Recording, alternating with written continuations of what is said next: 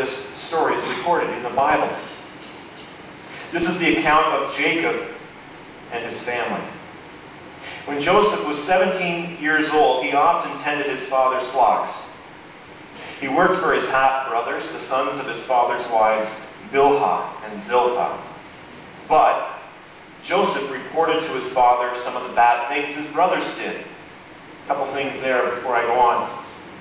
A, kids haven't changed. B, Joseph was a tattletale. Jacob loved Joseph more than any of his other children because Joseph had been born to him in his old age. So one day, Jacob had a special gift made for Joseph, a beautiful robe. Now, in Joseph's day, everyone wore a robe, kind of like every Canadian needs a coat.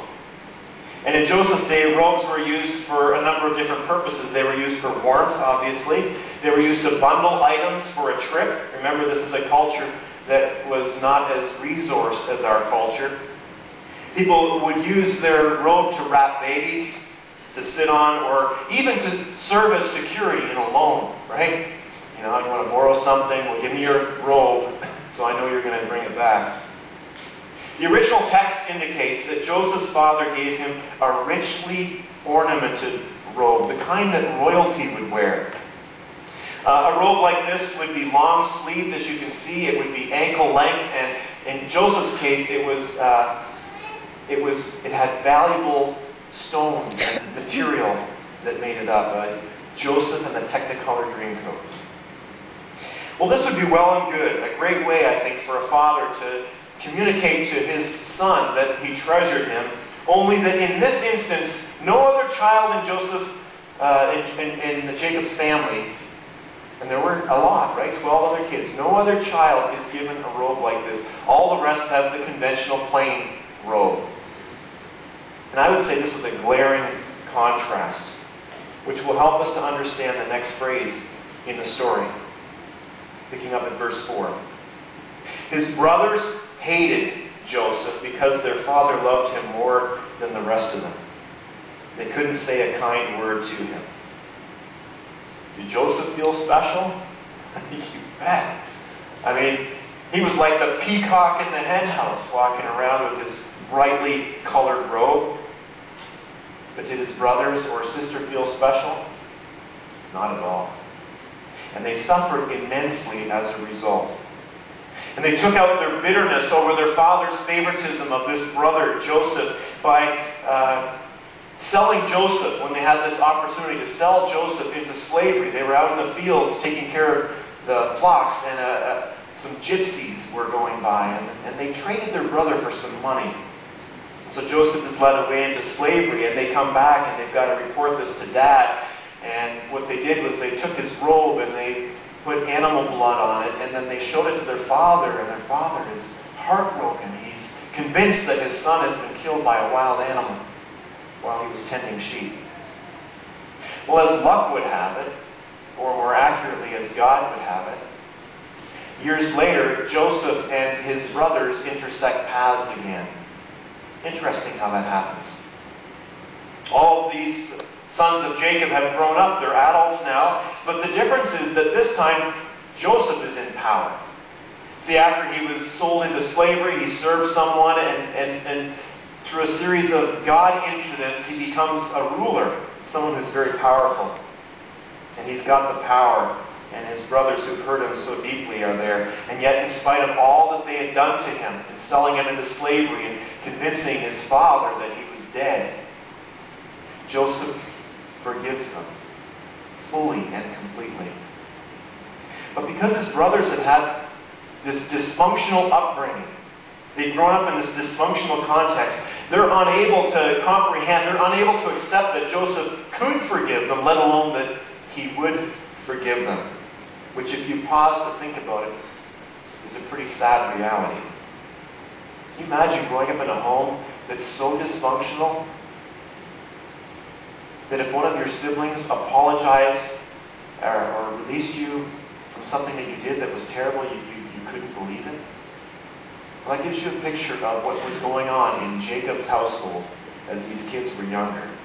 And I believe that part, if not all, of this went back to the fact that these brothers never felt treasured by their father.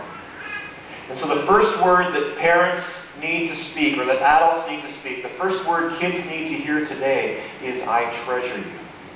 I treasure you. Every kid needs to grow up feeling treasured. Mr. Rogers, I've got my Mr. Rogers sweater on this morning. Mr. Rogers once said, every time we affirm how special our children are to us for being themselves, we're helping them grow into adults who rejoice in the diversity of the world's people. The story of Joseph and his brothers illustrates what happens when children grow up without being made to feel special. It can result in scars and scarring that can last a lifetime. But you should know that feeling treasured is not the same thing as being complimented. Feeling treasured is not the same thing as being complimented. When parents compliment a child, it's based on performance. It's based on doing something right or doing something well. Nice goal, son. Great recital, honey. That's a compliment. Compliments, while well-intentioned, encourage comparisons with other children. And if this is the main message our kids hear as they're growing up, then every time they do something, they're going to wonder if they did it well enough to get noticed by some adult, a teacher, an employer, a parent. They're going to crave that. And another thing that it's going to do is it's going to set them up for competition with their peers. And you guys know there's already so much competition already. We don't need to add to it.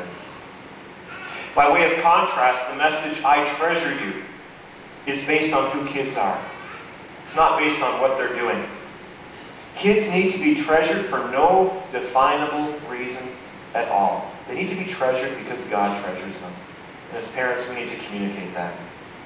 And I think that that's a challenge for us because kids might find this hard to understand because everywhere they go in society, they're constantly being quantified by their grades, their athletic ability, their artistic ability, and a culture that is sold out to the idea that beautiful is better.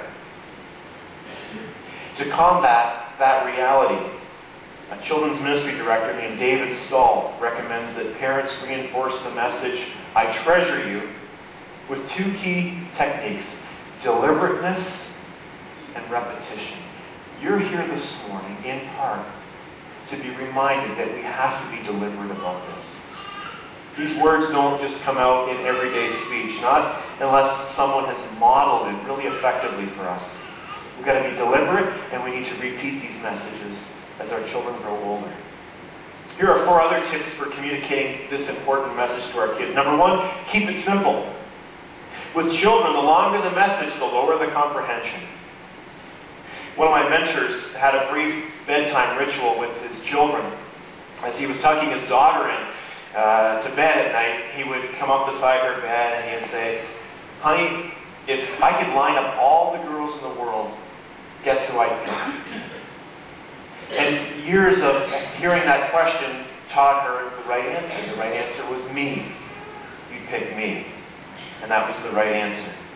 Imagine this father's surprise when one Father's Day he opened a handmade card from his daughter and it began with the line, if I could line up all the dads in the world, guess who I'd pick? It just goes to show how a parent's words spoken consistently, deliberately, over time, can embed themselves in a child's belief system.